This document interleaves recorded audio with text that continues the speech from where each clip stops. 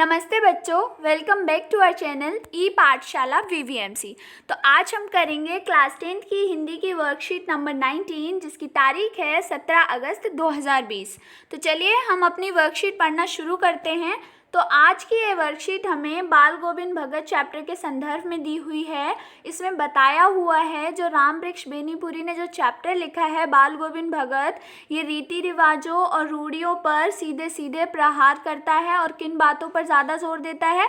लैंगिक समानता यानी आदमी औरत में बराबरी का अधिकार, विधवा पुनर्विवाह, परोपकार और इन बातों पर जोर देकर वो क्या कहता है कि जो दिखावा है, भगत जी क्या कहते हैं, जो दिखावा है, बाहरी आडंबर है, उसको दूर करना चाहिए। जो साधु बनते हैं, संन्यास लेते हैं, ये सब अपने व्यवहार से होते हैं, ना कि जो दिखावे की पूजा पाठ होती है उससे।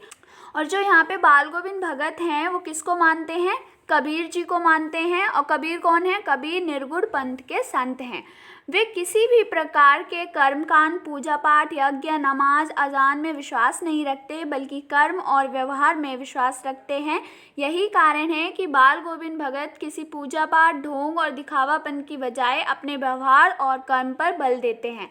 इस पाठ की एक और विशेषता है ग्रामीण जीवन का जीवंत वर्णन। मतलब इस पाठ को पढ़ने के बाद आपके दिमाग में गांव की वेशभूषा, परिवेश अपने आप ही मूव करने लग जाएगा। इसमें क्या क्या बताया हुआ है? खेती बाड़ी, पशुपालन, ग्रामीण समाज का रहन सहन और दिनचर्या, इसका सजीव वर्णन किया है इस चैप्टर में। और कुछ देशज शब्द यूज हुए हैं। देशज शब्द कौन से होते हैं? देशज शब्द वो शब्द होते हैं जिनका कोई मूल रूप नहीं होता, उनकी कोई मूल भाषा नहीं होती, परंतु वो हमारे गांवों और क्षेत्रीय भाषाओं में इस्तेमाल होते हैं।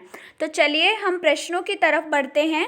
प्रश्न नंबर 1, बाल गोविंद भगत पाठ समाज में व्याप्त किन किन रूढ़ियों एवं कुरीतियों पर सीधे सीधे प्रहार करता है?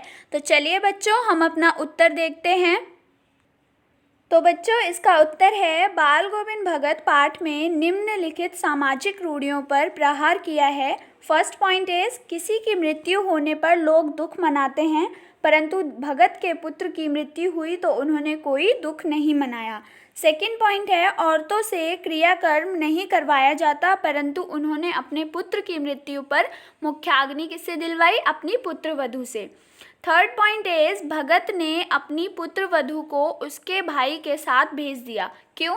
दूसरी शादी करने के लिए, जबकि वह राजी नहीं थी, परंतु उन्होंने विधवा पुनर्विवाह पर जोर दिया। प्रश्न नंबर 2 है, परोपकार से आप क्या समझते हैं? परोपकार के माध्यम से समाज को कैसे मजबूत किया जाता है? तो बच्चों इसका उत्तर है परोपकार का अर्थ है दूसरों की भलाई करना, यानी दूसरों का उपकार करना। परोपकार एक ऐसा कृत्य है, कृत्य यानी काम है, जिससे शत्रु को भी मित्र बनाया जा सकता है। इससे समाज में मित्रता, सहयोग, भलाई, ईमानदारी, निस्वार्थ सहायता आदि लाकर समाज को मजबूत किया जा सकता है। प्रश्न नंबर 3 है बच्चों, ग्रामीण जीवन अथवा परिवेश कहने का क्या तात्पर्य है? मतलब इसका अर्थ बताना है। ये जो वर्ड यूज हुआ है इसका क्या मतलब है, आपको क्या मतलब समझ आया है? तो इसका उत्तर पढ़ते हैं। ग्रामीण जीवन अथवा परिवेश का तात्पर्य है कि ग्राम जैसा, ग्राम यानी गांव जैसा आवरण, यानी गांव का रहन सहन, वहाँ की भाषा, वेशभूषा, रीति रिवाज आदि को ग्रामीण परिवेश शब्द से समझाया हुआ है। प्रश्न नंबर 4 है बच्चों, कुछ लौकिक यानी देशज, जो हमारे देश यानी ग्रामीण भाषा और क्षेत्रीय भाषाओं में जो शब्द इस्तेमाल होते हैं हम उन्हें देशज शब्द बोलते हैं। तो यहाँ पर प्रश्न है, कुछ लौकिक शब्दों के उदाहरण ऊपर दिए गए हैं, ऐसे ही कुछ लौकिक यानी देशज शब्दों की सूची बनाइए। तो सबसे पहले तो डेफिनेशन पता होनी चाहिए आप लोगों को कि होते क्या हैं ये देशज शब्द। डायरेक्ट हम आंसर तो नहीं बता सकते ना कि हाँ, जब हमें पता ही नहीं है कि देशज शब्द होते क्या हैं। तो चलिए देखते हैं। वे शब्द जिनकी उत्पत्ति के मूल का पता ना हो, परंतु क्षेत्रीय या ग्रामीण भाषा में प्रयोग किए जाते हैं।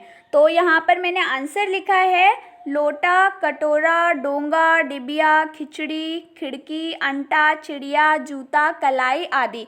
ये सारे शब्द हमारी क्षेत्रीय भाषाओं में इस्तेमाल होते हैं, परंतु इनके मूल का पता नहीं कि ये किस भाषा से क्षेत्रीय भाषा में आई हैं।